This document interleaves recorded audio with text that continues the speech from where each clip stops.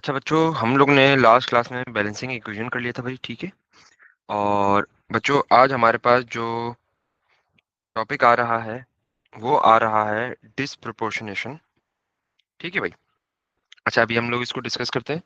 सबसे पहले तो आप लोग डिसप्रोपोर्शनेशन रिएक्शन की आप लोग डेफिनेशन पढ़ेंगे तो आप लोगों को खुद समझ आ जाएगा भाई कि आज हम लोग किस चीज़ के बारे में डिस्कस करने वाले हैं। तो भाई हेडिंग डाल लो।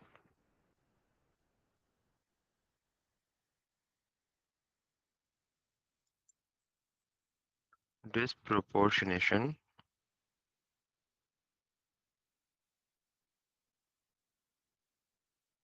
Reaction.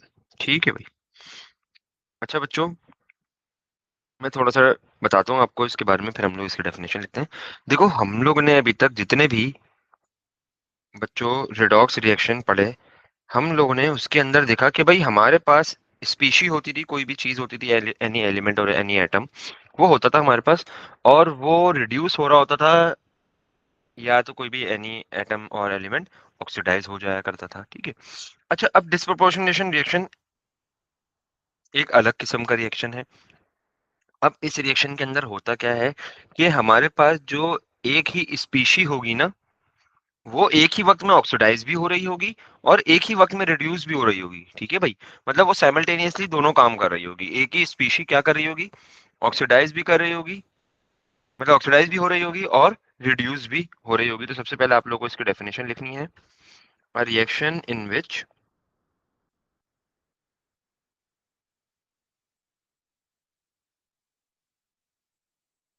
A reaction in which one species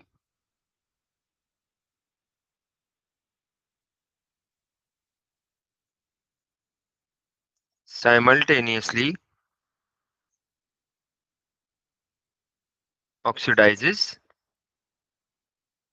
and reduces at the same time. ठीक है भाई। एट द सेम टाइम वो क्या कर रही होगी, ऑक्सीडाइज भी कर रही होगी और रिड्यूस भी कर रही होगी। ठीक है भाई। अब इसकी मैं कुछ एग्जांपल करवाता हूँ। ये देखो, हमारे पास यहाँ लिखा है the disproportionation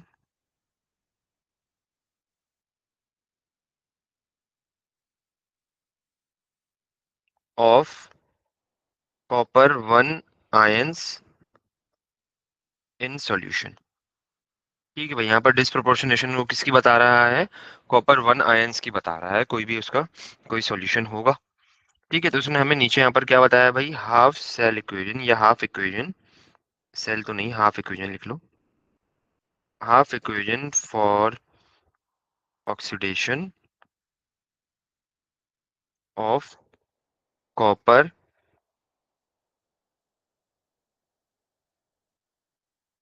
of copper ions. ठीक है भाई। अब ये देखो,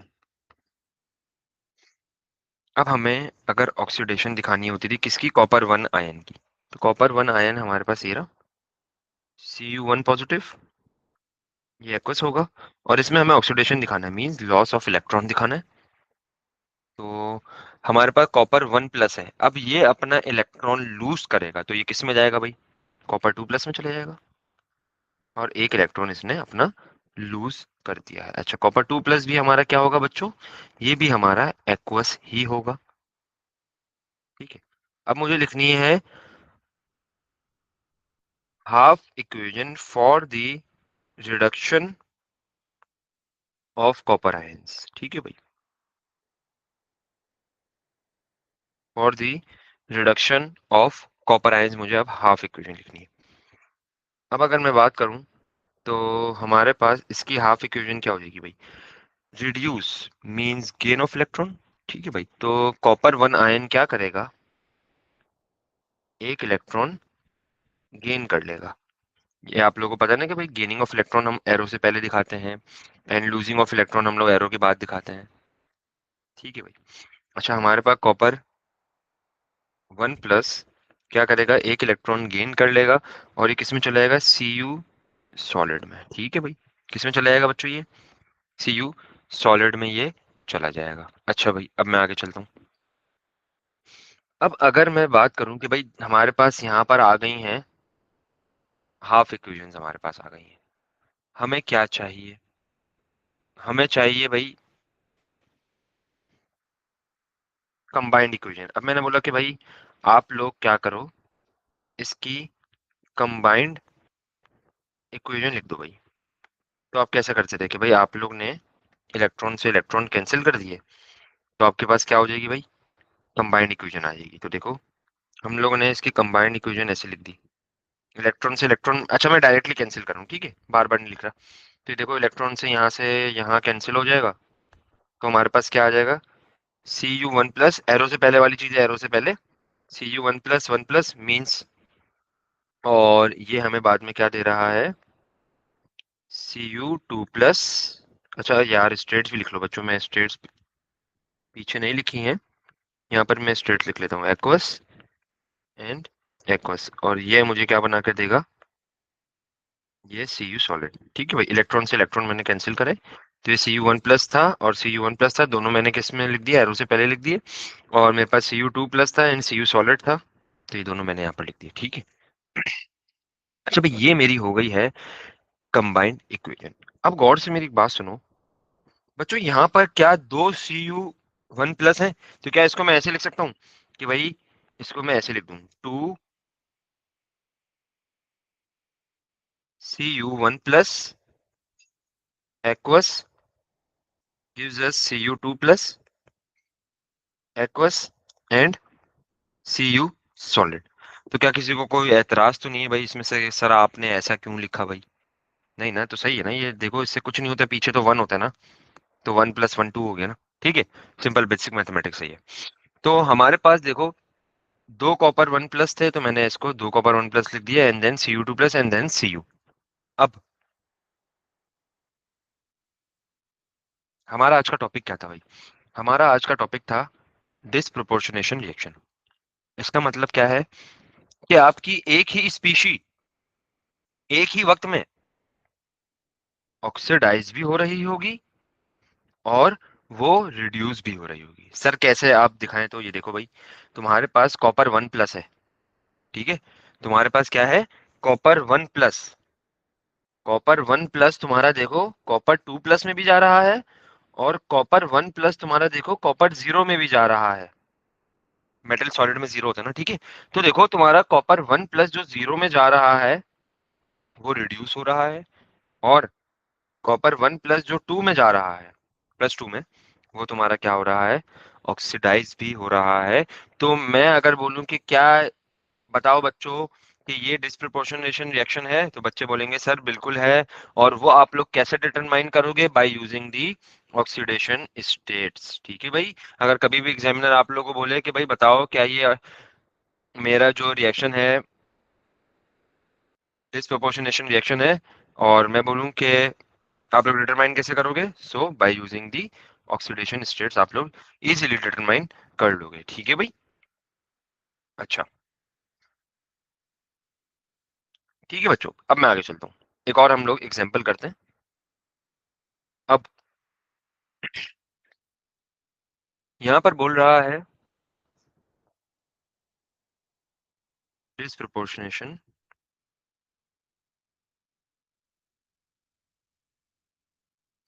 ऑफ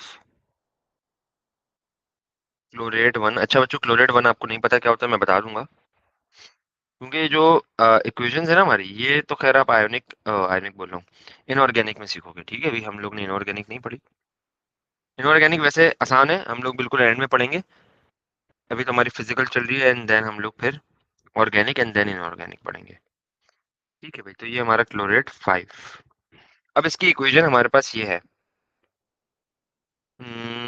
अब यहाँ पर भाई हमें ये बोला गया है half equation of oxidation of chlorate 1 to chlorate 5। अच्छा भाई इसकी इक्वेशन ये है,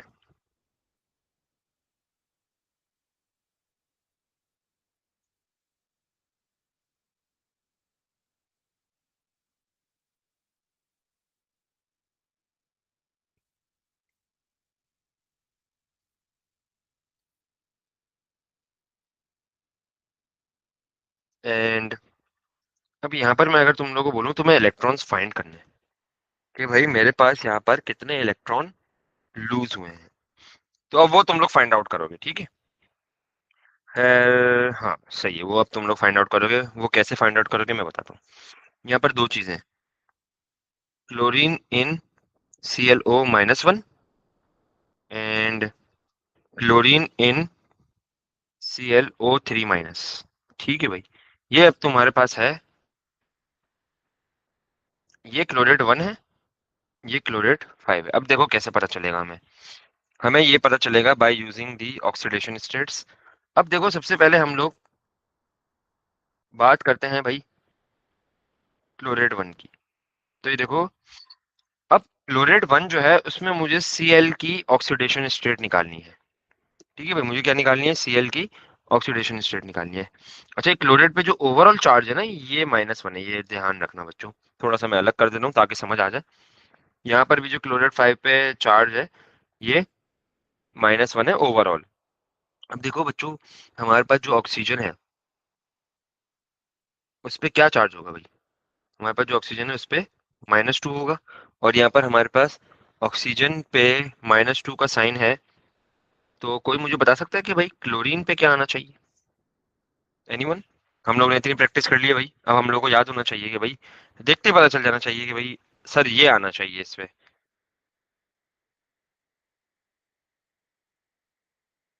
हाँ भाई, किसी को समझ आ रहा है कि? Very good. Any other? और कोई बच्चा बता सकता है कि भाई इस पे क्या साइन आना चाहिए? देखो भाई, हमारे पास -2 है और मुझे जाना है -1 के अंदर। मुझे किस में जाना है?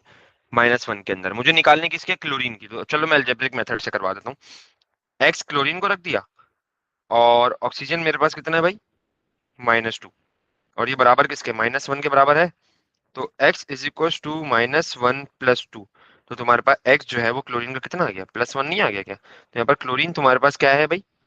+1 है, ठीक है। और Cl इन क्लोरेट 5, ये देखो ये रहा। अब इसमें मैं कैलकुलेट करता हूँ। और हमारे पास जो है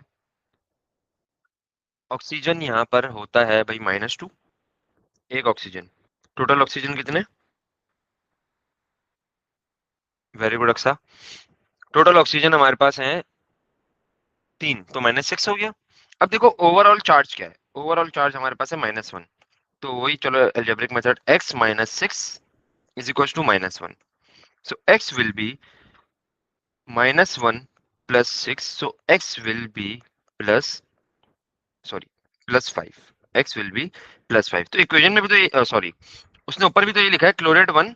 सो हमारा यहाँ पर क्लोरेट 1, ठीक है, टू क्लोरेट 5। तो यहाँ पर भी तो हमारा जो आया है क्लोरीन का +5 आया है भाई। तो देखो हम लोग किस में से किस में चले गए, हम लोग +1 से भाई +5 में हम लोग चले गए, ठीक है। +1 से हम किस में चले गए हैं? +5 में चले गए हैं। अब मुझे एक बात बताओ कि +1 से +5 में जाने के लिए हमें कितने इलेक्ट्रॉन लूज करने पड़ेंगे? मैं जब तक नीचे एक स्टेटमेंट लिख रहा हूँ, आप लोग जब तक मुझे आंसर दें।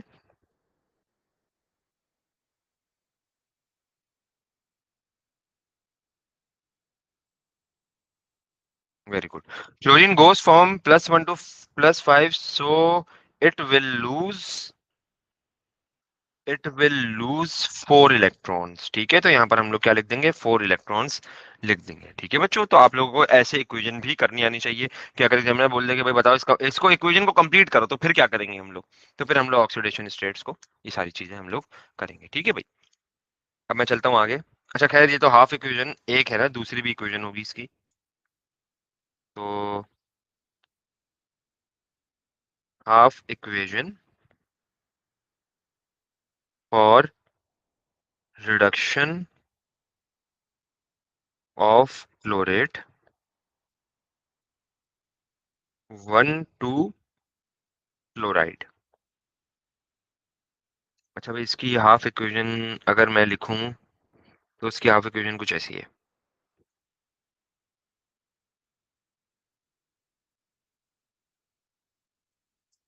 प्लस डैश, अच्छा इसमें हमें इलेक्ट्रॉन्स वापस लिखने हैं, ठीक है भाई। Cl negative plus 2H2O। अब यहाँ पर मुझे इलेक्ट्रॉन निकालने हैं, तो अब यहाँ पर देखो तुम्हारे पास Cl इन क्लोराइड 1 निकाल लो भाई तुम, तो ऑक्सीजन पे होता है -2, ओवरऑल चार्ज -1 है, so x -2 is equal to -1, so x will be +1, ठीक है। x will be means chlorine will be +1, यहाँ पर क्लोरीन हमारा क्या होगा, +1 होगा।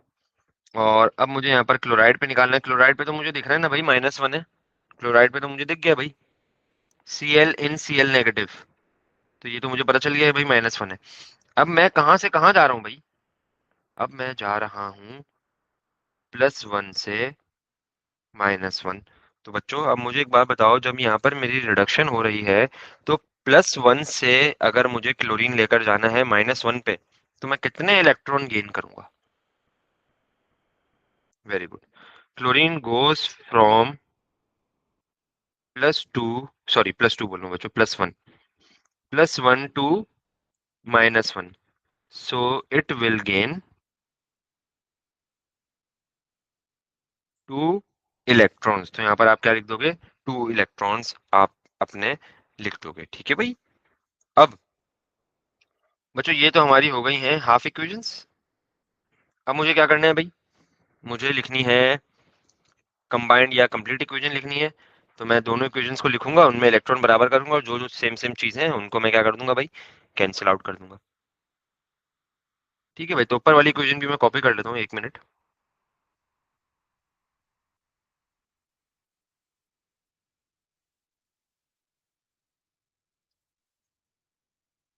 और ये हमारी दूसरी इक्वेशन हो गई। अब ऑब्वियसली बच्चों हमारे पास क्या है भाई, इन दोनों के इलेक्ट्रॉन सेम नहीं है ना, तो सबसे पहले तो मुझे क्या करना पड़ेगा, इलेक्ट्रॉन सेम करने पड़ेंगे, जिसके लिए मुझे नीचे वाली इक्वेशन को क्या करना पड़ेगा भाई, मल्टीप्लाई बाय 2 करना पड़ेगा। अच्छा अब देखो ये एरो मैंने लगाया, अच्छा बच्चों मैं थोड़ा सा ना जल्दी कर रहा हूँ इसको। ऊपर वाली इक्वेशन तो ऐसी हो जाएगी, +2H2O, नीचे वाली को अगर मैंने 2 से मल्टीप्लाई करा, 2Cl O negative plus 4H positive plus 4 electrons, ठीक है, ये हो गया। एंड देन अब मैं लिखूंगा ये वाली साइड, एरो के बाद वाली साइड, तो ClO negative, sorry ClO3 negative plus 4H positive plus 4 electrons plus 2Cl negative plus 4H2O।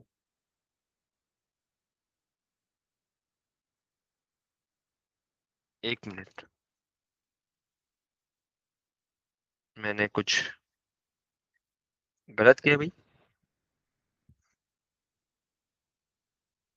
1 minute देना बच्चों, मैं मुझे ऐसा लग रहा है कि कोई गलती हुई है भाई हमसे। हाँ देखा, यहाँ पर 2 नहीं है, यहाँ पर 2 नहीं है, ये हमसे गलती हुई थी, ठीक है, मैंने वहां 2 लगा दिया था। खैर, अच्छा बच्चों अब हम लोगों को लिखनी है ओवरऑल इक्वेशन। ओवरऑल इक्वेशन के लिए अगर आपको लिखना है, तो आप लोगों को क्या देखना है कि भाई एरो से पहले और एरो के बाद जो हमारे पास चीजें कट ऑफ हो रही हैं उनको हमने कट कर देना है। तो 4 इलेक्ट्रॉन्स कट ऑफ हो रहे हैं, आप देख सकते हो कि 4 हाइड्रोजन भी कट ऑफ हो रहे हैं, H पॉजिटिव, ठीक है। और अच्छा यहाँ पर ना ये 2 आ जाएगा, यहाँ पर हमारे पास ये 2 आ जाएगा, ये मैंने हाइड्रोजन, मुझे ऐसा लगा कि मैंने गलत कर दिया जब भी मैंने इससे, तो यहाँ 2 वाटर भी कट जाएगा, यहाँ 2 वाटर भी कट जाएगा। तो आपके पास जो ओवरऑल इक्वेशन बनेगी वो ये बनेगी, ClO negative plus 2ClO negative gives us ClO3 negative plus 2Cl negative. अब इधर देखो, तुम्हारे पास इस ClO से पहले कुछ नहीं है तो 1 होगा, तो ये 1 ClO प्लस 2ClO नेगेटिव कितना हो जाएगा, 3ClO negative gives us ClO3 negative plus 2Cl negative. अब अगर तुम ये देख सकते हो कि तुम्हारे पास ये कौन सा रिएक्शन है भाई, ये रिएक्शन है डिसप्रोपोर्शनेशन रिएक्शन। क्यों, क्योंकि तुम्हारे पास यहाँ पर ClO3 नेगेटिव के अंदर अगर मैं बात करूं तो यहाँ पर हमारे पास कितना भाई, -2 -6 +5 -2 +1 एंड -1। तो इसमें तुम देख सकते हो कि तुम्हारे पास जो क्लोरीन है वो +1 से +5 में गया है, ऑक्सीडेशन भी हुई है, और +1 से वो -1 में गया है, तो उसमें रिडक्शन भी हुई है। तो एक ही स्पीशी की एक ही वक्त में रिडक्शन होना और एक ही वक्त में ऑक्सीडेशन होना is known as disproportionation reaction. ठीक है बच्चों। बच्चों यहाँ तक कोई ऐसी चीज जो क्लियर ना हो, कोई सवाल आप लोगों का? हाँ भाई, रिसीविंग क्वेश्चंस बच्चों, जल्दी जल्दी पूछ लो मुझसे। सब क्लियर है तो फिर मैं आगे चलूं। चलो भाई, वेरी गुड। आज बच्चे थोड़े कम है, खैर। अच्छा भाई, बच्चों अब हम आगे चलते हैं भाई। अब यहाँ पर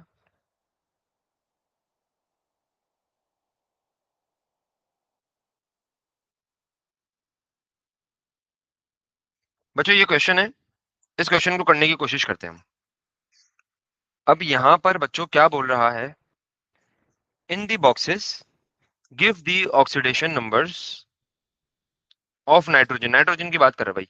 इन the nitrogen containing species, nitrogen containing species कौन कौन सी है? वन, अच्छा, 1 2 3। इन दी रिएक्शन स्टेज 3, अच्छा खैर इसको इग्नोर करो। अच्छा भाई, यहाँ पर हम लोग को क्या निकालना है? ऑक्सीडेशन नंबर ऑफ नाइट्रोजन निकालना है। बच्चों पहले बॉक्स में क्या आएगा? चलो मैं नहीं कर रहा, ये आप लोग ही करो। पहले बॉक्स के अंदर क्या आएगा भाई?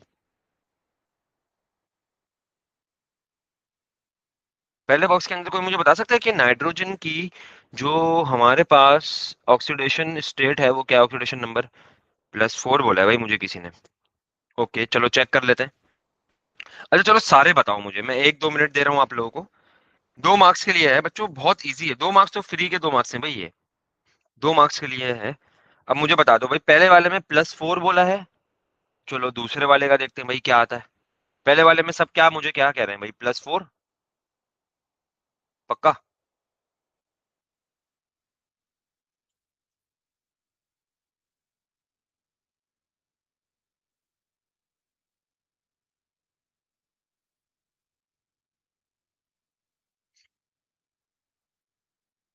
और शुड बी मल्टीप्लाइड बाय 3? नहीं नहीं नहीं नहीं नहीं, ऑक्सीडेशन नंबर कभी मल्टीप्लाई थोड़ी होता है। ऑक्सीडेशन नंबर तुम्हें देखना है सिंगल एटम का। बताया नहीं था क्या पहले मैंने? ऑक्सीडेशन नंबर आप हमेशा सिंगल एटम का देखते हो बच्चों, गलती नहीं करना भाई ये कभी भी। खैर भाई, हमारे में पहले वाले में +4 आया। चलो इसको हम देखते हैं कि भाई +4 कैसे आया।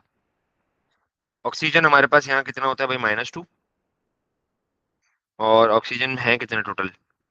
2 हैं, तो -4 हो जाएगा। ठीक है। और -4 है और न्यूट्रल है, कोई भी इस पे ओवरऑल चार्ज नहीं है नाइट्रोजन डाइऑक्साइड पे। तो हमारे पास +4, सॉरी -4 को न्यूट्रलाइज करने के लिए +4 होगा। तो वेरी गुड भाई, यहाँ पर हमारे पास पहले में +4 ही आ रहा है। ठीक है बच्चों। और अगर मैं बात करूं कि सेकंड वाले में HNO3 में भाई, HNO3 के अंदर हमें क्या निकालनी है?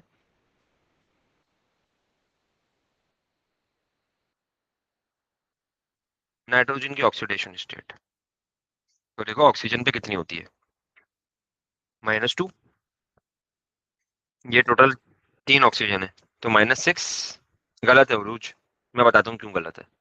यहाँ पर बच्चा यही गलती करता है। आपने नाइट्रोजन एंड ऑक्सीजन को देखा, आपने हाइड्रोजन को देखा ही नहीं। हाइड्रोजन पे +1 भी तो है। हाइड्रोजन पे +1 कौन रखेगा भाई? Very good. तो ये +1 है भाई हाइड्रोजन पे, ये भी तो देखना आपको। अब देखो -6 +1 कितना हो गया? -5 हो गया। और -5 को ओवरकम करने के लिए आप नाइट्रोजन पे क्या रखोगे? +5 नहीं रखोगे क्या? +5 रखोगे ना, ठीक है। एंड देन हमारे पास है नाइट्रोजन मोनोऑक्साइड। तो नाइट्रोजन मोनोऑक्साइड पे ऑक्सीजन पे -2 एंड नाइट्रोजन पे क्या हो जाएगी भाई?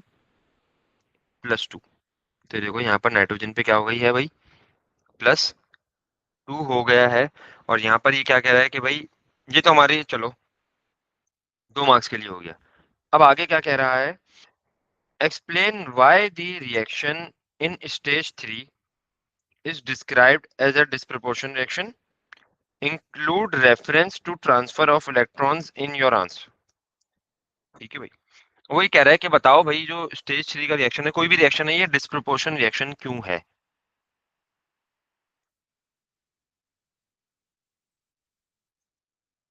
तो देखो भाई बच्चों, मैंने आप लोगों को बताया था कि डिस्प्रोपोर्शन रिएक्शन कौन सा रिएक्शन होता है।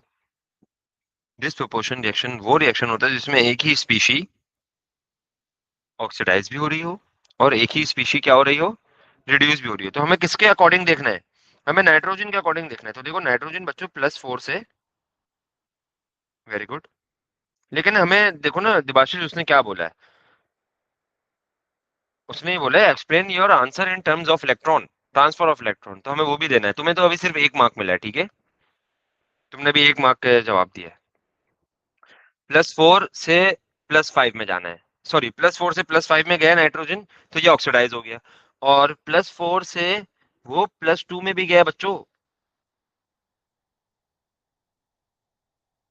ठीक है भाई, तो ये रिड्यूस भी हुआ है। तो हमारे पास सबसे पहले आपको ये बताना है कि it is a disproportionation reaction because in nitrogen dioxide the nitrogen has +4 oxidation state in which it reduces is to nitrogen monoxide to +2। ठीक है, ये एक बात हो गई। और दूसरी बात क्या हुई, ऑन दी अदर साइड या on the other hand the nitrogen is also getting oxidized in nitrogen dioxide from +4 to +5 in HNO3। तो ऐसे आपको अपना आंसर डेवलप करना है। खैर 3 लाइन का आंसर हमें देना है 2 मार्क्स के लिए, हम इसको थोड़ा वो रखेंगे, थोड़ा प्रिसाइज ही रखेंगे इस आंसर को। देखना बच्चों आप लोग कैसे लिखोगे। तो इसमें आप ये लिख लो कि अच्छा, उसने देखो ये लिखा हुआ है describe as a disproportion reaction. तो आप इसके लिए अपना ना लाइन जाया नहीं करो, आप इसमें ये डायरेक्ट ये लिखो, in this reaction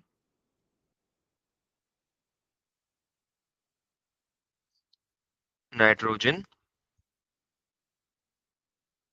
is gaining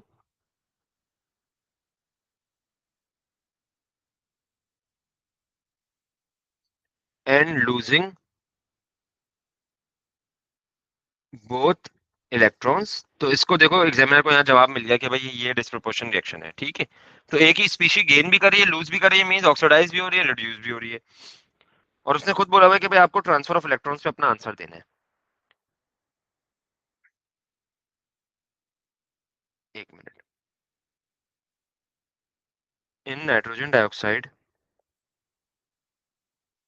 nitrogen has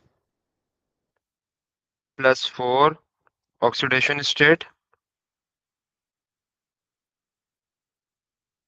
it loses 1 electron and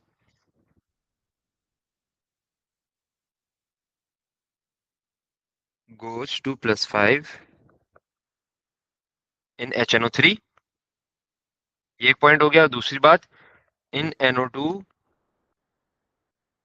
या इसको अगर अच्छा थोड़ा और मजीद अच्छा करना है तो इसमें आप ये भी लिख सकते हो, ऑन दी अदर हैंड। वैसे खैर इंग्लिश वो देखता नहीं है, लेकिन थोड़ा अच्छा भी तो लगे, हाँ भाई बच्चे ने सही तरीके से लिखा है। On the other hand it goes from +4 to +2 and gain 2 electron in nitrogen monoxide. तो देखो बच्चों इसके लिए आपको क्या मिल जाएंगे, यहाँ पर 2 मार्क्स मिल जाएंगे, ठीक है भाई।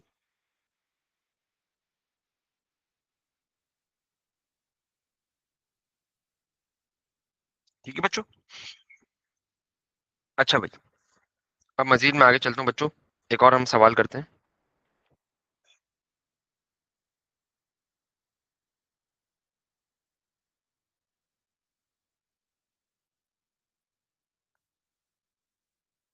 अच्छा भाई, ये एक पूरा, आई थिंक ये एक पूरा एक सवाल है।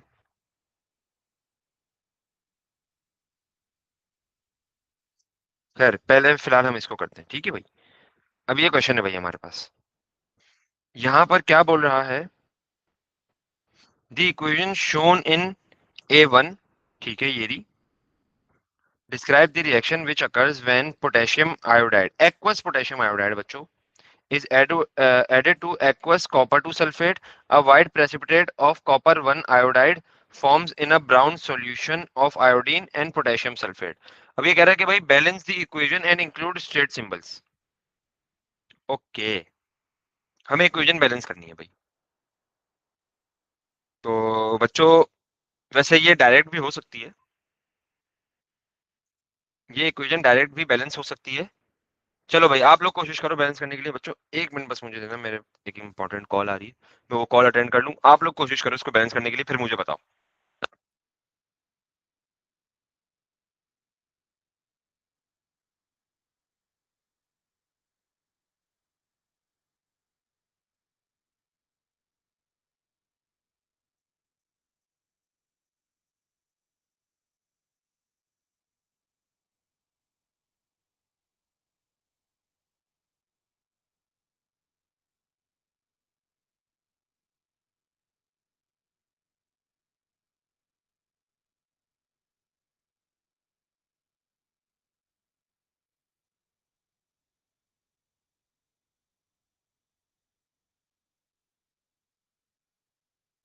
जी बच्चों। अच्छा भाई, किसी से हुई भाई इक्वेशन सॉल्व हुई? कोई मुझे बता दो फिर जल्दी जल्दी, काम आसान हो जाए ताकि हमारा। अच्छा देखो, ये ना डायरेक्ट मेथड से भी हो रही है इक्वेशन, जैसे हम लोग आज तक बच्चों बैलेंसिंग करते आए हैं।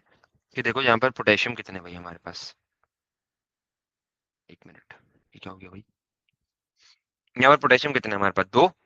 तो यहाँ पर भी पोटेशियम दो कर दिए मैंने, ठीक है। और इसके साथ साथ बच्चों मेरे पास यहाँ पर सल्फेट दोनों एक एक है, तो यहाँ पर वन आ जाएगा,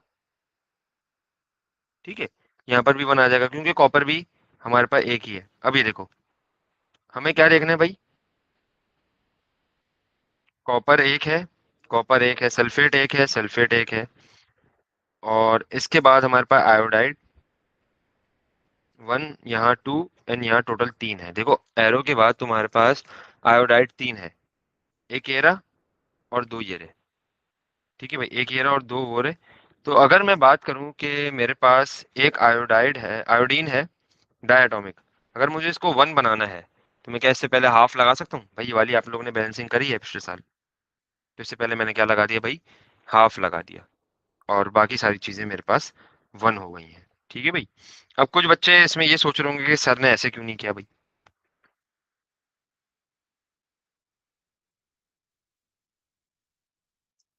तो बच्चों इसको आप लोग ऐसे भी कर सकते हो, देखो ये सेम आएगी, ठीक है।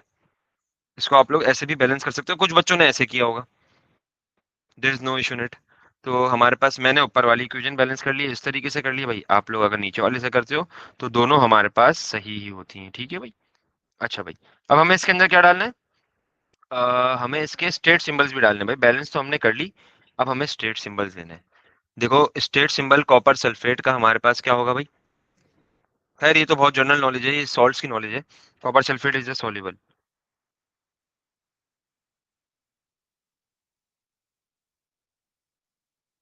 ये लो दिवाशीष।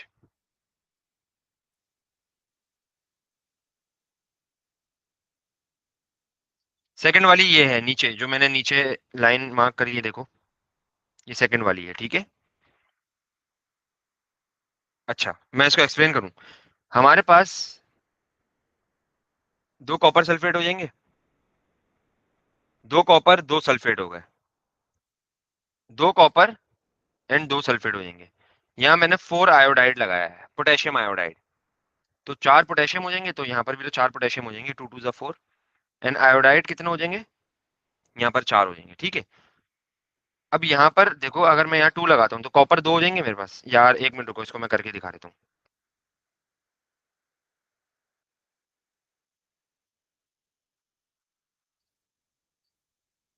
वाले मेथड से बोल रहे हो ना, यहाँ पोटेशियम दो है, या मैं 2 लगा देता हूँ, या हम लोगों ने कैसे करा है कि भाई यहाँ पोटेशियम 2 है तो यहाँ मैं 2 लगा दूँ, यहाँ 4 लगा दूँ, 1 एंड 2 एंड 2। अब देखो कॉपर 2 है, कॉपर 2 है, कॉपर बैलेंस हो गया, ठीक है। सल्फेट 2 है, सल्फेट 2 है। पोटेशियम कितने? 4, पोटेशियम 4 है। आयोडाइड कितने इधर? 4, तो इधर कितने हैं? 2 1 जा 2 एंड 2 2 जा 4, 2 1 जा 2, तो 2 + 2 4 होगा। तो बात समझ आई वाली इक्वेशन कि मैंने इस तरह बैलेंस कैसे करी? ठीक है भाई। तो चलो खैर बच्चों, आप इस तरह से भी बैलेंस कर सकते हो और आप अपने मर्जी से जो से भी मेथड से बैलेंस कर सकते हो। देखो कॉपर सल्फेट जो है हमारे पास, इट इज एक्वस, वो खुद लिख के दिया हुआ उसने कि added to aqueous copper two sulphate, ठीक है। नेक्स्ट उसने बोला एक्वस पोटेशियम आयोडाइड, तो पोटेशियम आयोडाइड भी हमारे पास एक्वस है। एंड देन बोला है a white precipitate of copper 1 iodide. बच्चों प्रेसिपिटेट मींस इनसॉल्युबल पार्टिकल, तो ये सॉलिड होगा, ठीक है। And then iodide solution of iodide, brown solution of iodide, solution mean aqueous state, ठीक है। एंड देन K2SO4 की बात करी गई है भाई पोटेशियम सल्फेट की, तो हमारे पोटेशियम सॉल्ट जितने भी होते हैं भाई सॉल्युबल होते हैं ना, तो ये एक्वस। खैर ये तो बेसिक लेवल थिंग था उसका, ये तो खैर ओ लेवल वाला बच्चा भी कर ले, ठीक है। अब यहाँ पर क्या बोला गया है? अब यहाँ पर हमसे बोला गया है कि भाई the table gives the oxidation number of iodine in different species in the equation, reduce the oxidation number of copper in copper sulfate and copper iodide. ठीक है भाई, हमें कॉपर का निकालना है, किसमें? कॉपर सल्फेट में निकालना है एंड कॉपर आयोडाइड में निकालना है। तो अच्छा चलो अब यहाँ पर थोड़ा सा एक टेस्ट लेते हैं, 1 मार्क के लिए है, तो देखते हैं भाई कितना जल्दी एक बच्चा इसको सॉल्व कर सकता है। बच्चों कोई मुझे बता सकता है कि कॉपर सल्फेट के अंदर कॉपर पे चार्ज क्या आएगा? यहाँ पर आप शायद थोड़ी सी एक गलती करो।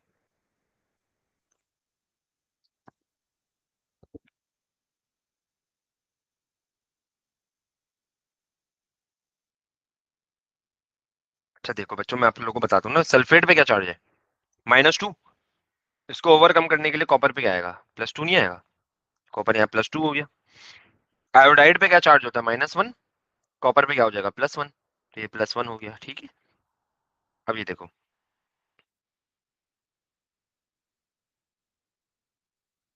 अब यहाँ पर बोल रहा है describe the type of reaction shown by the equation A1, explain your answer in terms of electron transfer. ये देखो भाई, हमें ये बताना है कि बच्चों ये कौन सा रिएक्शन है। हाँ भाई, कोई मुझे बताओ बच्चों ये कौन सा रिएक्शन है?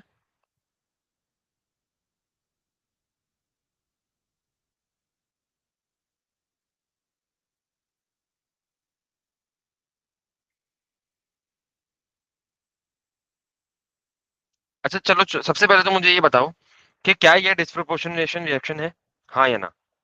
जल्दी जल्दी सब मुझे ये बताएं कि क्या ये डिस्प्रोपोर्शनेशन रिएक्शन है। मैंने आप लोगों को वो निकाल दी है, इक्वेशन दिखा दी है भाई।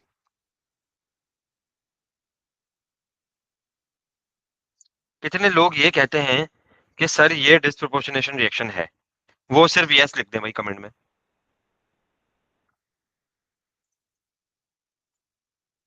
कोई भी नहीं कह रहा? क्यों भाई? यस, उरूज ने यस लिख दिया भाई। अच्छा ठीक है, बाकी लोग क्या कह रहे हैं कि सर ये डिस्प्रोपोर्शनेशन रिएक्शन है या नहीं है? इंतजार कर रहा हूँ भाई मैं, जल्दी जल्दी मुझे जवाब चाहिए ताकि हम लोग देखें तो भाई कि किस चीज किस किस को ये चीजें क्लियर हुई हैं या नहीं।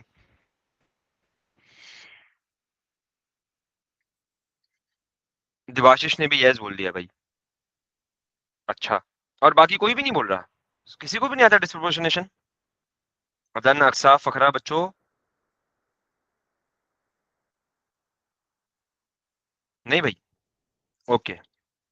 अच्छा, जिसने डिस्प्रोपोर्शनेशन रिएक्शन बोला है मुझे, वो चलो इसको जस्टिफाई भी कर दो कि सर ये डिस्प्रोपोर्शनेशन रिएक्शन है। कैसे जस्टिफाई करोगे इसको? हाँ भाई। उरूज एंड देवाशीष, माइक खोलो भाई, जल्दी जल्दी मुझे इसको वो कर दो भाई, जस्टिफाई कर दो कि सर ये डिस्प्रोपोर्शनेशन रिएक्शन इस वजह से है। तो फिर बताओ जल्दी जल्दी मुझे। नहीं, नहीं पता। बस। तो ठीक है, Cu की ऑक्सीडेशन स्टेट चेंज हो रही है, वो मुझे भी पता है कि +2 से +1 में जा रही है। लेकिन डिस्प्रोपोर्शनेशन रिएक्शन हमें क्या कहता है कि आपकी एक ही स्पीशी ऑक्सीडाइज भी हो रही हो और रिड्यूस भी हो रही हो। क्या कॉपर मेरा ऑक्सीडाइज हो रहा है? कॉपर मेरा रिड्यूस हो रहा है, कॉपर ऑक्सीडाइज कहाँ हो रहा है? कॉपर मेरा सिर्फ और सिर्फ रिड्यूस हो रहा है, कॉपर मेरा ऑक्सीडाइज नहीं हो रहा बच्चों। देखो ना, कॉपर मेरा यहाँ पर +2 से +1 में जा रहा है। तो देखो, सिर्फ कॉपर रिड्यूस हो रहा है, ऑक्सीडाइज नहीं हो रहा। ठीक है भाई। तो हमारे पास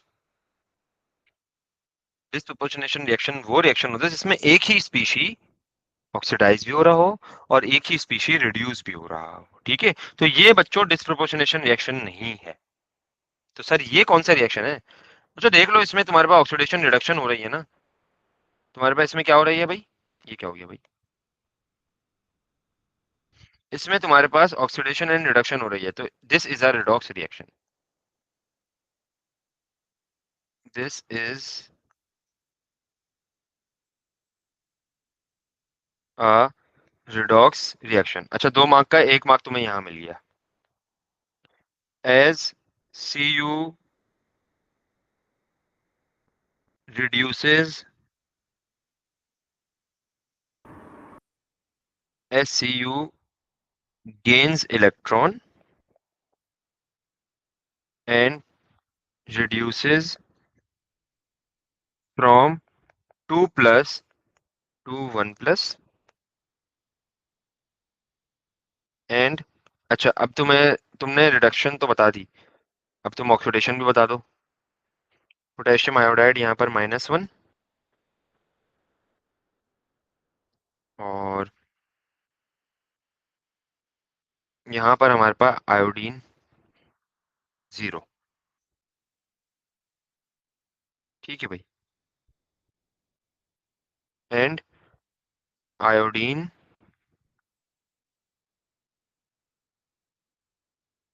has lost an electron, so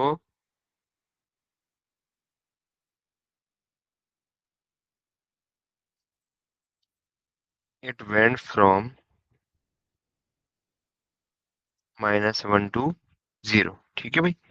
तो ये हमारे पास बच्चों आप लोग के 2 मार्क्स हो गए हैं।